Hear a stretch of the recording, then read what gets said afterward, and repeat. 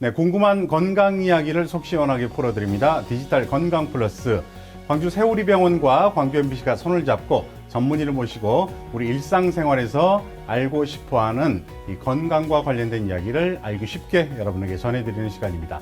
자, 오늘은 광주 세우리병원 신경외과 전문의 김주희 원장님 모시고 이야기 나눠보겠습니다. 안녕하십니까? 안녕하십니까? 네, 오늘은 현대인들이 가장 많이 앓고 있는 질환과 관련된 것입니다. 바로 목 디스크인데요. 물론 저도 현대인이라 갖고 있습니다. 그래서 더 오늘 이 시간이 궁금해지고 알고 싶어지는 것들이 많이 있는데요. 자, 이 김주희 원장님과 이야기를 나눠보도록 하겠습니다. 먼저 이 목 디스크 왜 이렇게 현대인들이 많이 앓고 있고 원인이 무엇인지 말씀을 해주시죠. 아시다시피 우리 몸에는 여러 개의 척추뼈가 있는데 네. 척추뼈 사이에 있는 물렁뼈를 디스크라고 합니다. 네. 이 디스크가 어떤 자극을 받으면 그 디스크를 싸고 있는 섬유유륜이라는 조직이 찢어지거나 손상돼서 안쪽에 있는 수액이라는 물렁물렁한 디스크 성분이 밖으로 탈출하게 됩니다. 네. 이를 목 디스크 파열, 추간판 탈출증 또는 줄여서 목 디스크라고 하는데요. 네. 목 디스크 원인에는 여러 가지가 있지만 추락사고나 교통사고처럼 큰 힘이 한 번에 작용했을 때 디스크가 생기기도 하고 네. 대개는 직장생활이나 운동에서처럼 작은 힘이더라도 여러 차례 반복적인 힘이 가해질 때 더 잘 발생합니다. 네. 특히 현대인의 필수품인 PC나 스마트폰을 오랫동안 안 좋은 자세로 하는 것처럼 은근하게 지속적인 힘이 가해지더라도 목 디스크 원인이 될 수 있습니다. 네. 그러면 어떤 자세가 안 좋은지 좀 그 자세부터 저희가 알아야 근본적인 원인을 이제 점검을 해볼 수가 있을 것 같아요. 예. 네. 어떤 생활 습관이 안 좋을까요? 대표적으로 고개를 푹 숙이고 장시간 스마트폰을 들여다본다든지 이 자세요. 이렇게. 그렇죠. 네. 또는 너무 집중한 나머지 PC 화면이나 수업 시간에 필기를 할 때 거북이처럼 목을 쭉 빼고 이 하는 자세로 자세 예. 맞습니다. 네. 그리고 소파에 몰어 누워서 턱을 괴고 TV를 보는 것처럼 이게 몸에는 편할지 몰라도 네. 목에는 굉장히 부담이 가는 자세거든요. 이렇게 누워서 예. TV를 보는 자세. 이 휴일에 특히 많이 볼 수가 그렇죠. 있죠. 네. 예. 이런 생활 습관이 목 디스크를 유발하는 원인이 될 수 있다는 거 여러분 먼저 기억을 해 주시길 바라겠습니다. 자, 그러면은 이제 목이나 어깨가 뻐근할 때 우리가 먼저 스트레칭이나 또 마사지를 받는다거나 이런 게 있는데 이런 것도 뭐 목 디스크에 좋은 영향이 있을까요? 아니면 아무 필요가 없는 행동일까요? 목이 아플 때 네. 자가 스트레칭이나 마사지를 받는 것은 어찌 보면 코 간지러울 때 긁는 것처럼 자연스러운 행동인데요. 네.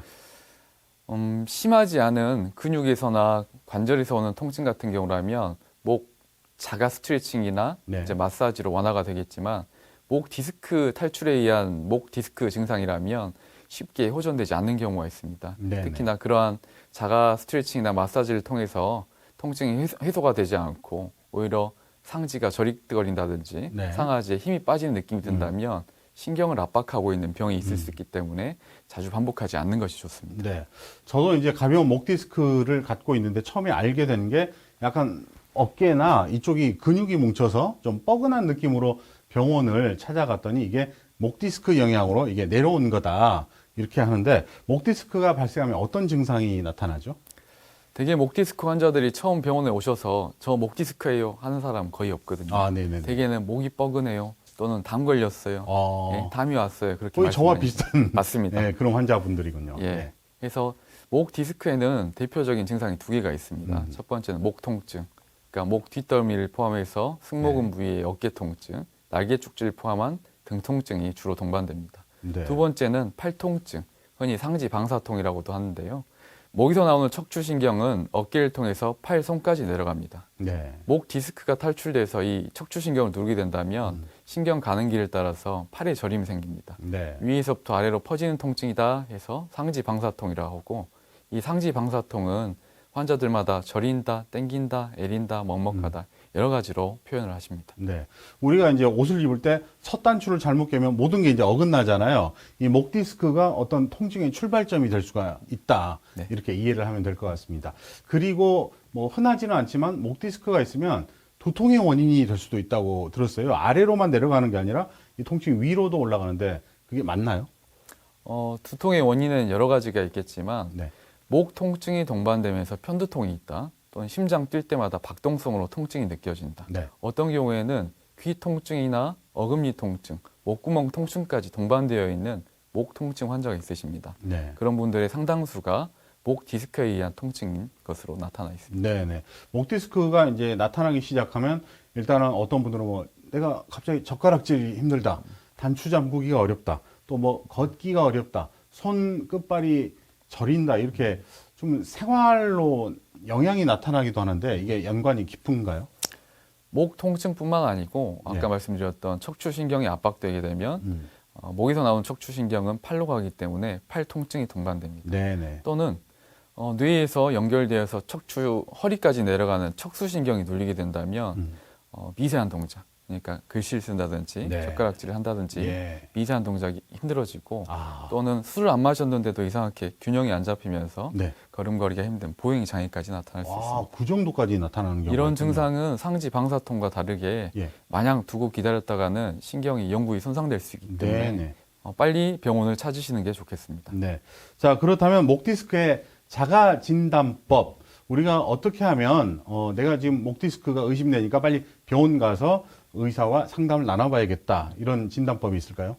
아니, 목 디스크라고 하면 목 통증, 승모근, 등 통증이 동반되는데 네. 고개를 숙였을 때나 젖혔을 때, 특히 상지 방사통이 동반된 경우는 팔 통증이 있는 쪽으로 고개를 돌려서 뒤쪽으로 신전할 때 상지 통증이 더 악화된다면 더욱더 목 디스크를 의심할 수 있겠습니다. 네. 자, 그렇다면 오늘은 목 디스크의 원인과 진단 방법을 여러분께 집중적으로 전해드리고 있는데 마지막으로 진단할 수 있는 방법 어떤 것들이 있을까요?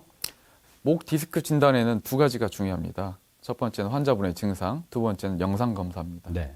언제부터 어떻게 아팠는지, 아픈 상황과 그 통증이 언제 어떻게 하면 악화되고 완화되는지 아는 게 가장 중요합니다. 네. 영상 검사를 통해서 뼈의 구조, 그다음에 탈출된 디스크 유무, 그것이 과연 신경을 얼마 정도 압박하고 있는지 보는 것이 치료 방법을 결정하고 예후를 결정하는 데 중요하겠습니다. 네. 여기에는 뭐 엑스레이를 찍어봐도 되고 또 CT라든가 MRI도 다양한 방법들이 동원이 되겠죠? 맞습니다. 네. 골격을 보는 데에는 엑스레이 같이 좋은 검사가 없다고 보시면 되고요. 네. 전체적인 뼈의 모양, 뼈 사이의 간격, 뼈의 비율을 아는 데 굉장히 도움을 많이 줍니다. 말랑말랑한 목 디스크나 협착증, 신경을 보려면 결국 MRI를 찍어야 되는데 네. MRI 검사는 이게 과연 시술로 될 것인지 수술까지 가야 되는지 아니면 약물이나 신경치료로만 해결될 수 있을지 치료 방법을 판단하는 데 굉장히 중요하게 됩니다. 네. CT 또한 디스크가 뼈처럼 단단하게 석회화되어 있는지 또는 협착증이 동반되어 있는지를 아는데 보조적인 수단으로 사용할 수 있습니다. 네. 자, 오늘은 신경외과 전문의 광주 세우리병원 김주희 원장님 모시고 목 디스크의 원인과 진단 방법에 대해서 알아봤습니다. 다음 편도 기대를 해주시기 바랍니다.